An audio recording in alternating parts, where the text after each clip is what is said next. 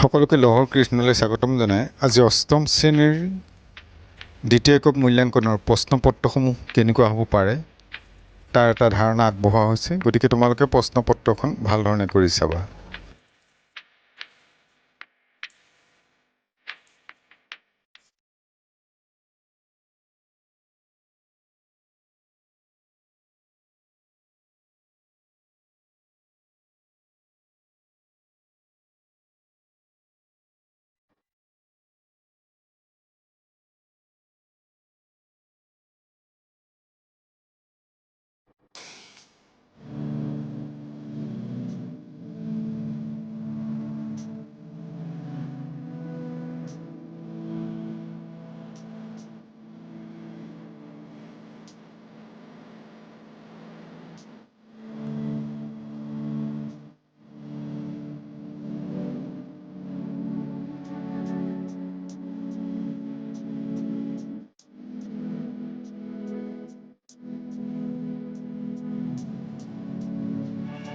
নমো নমঃ।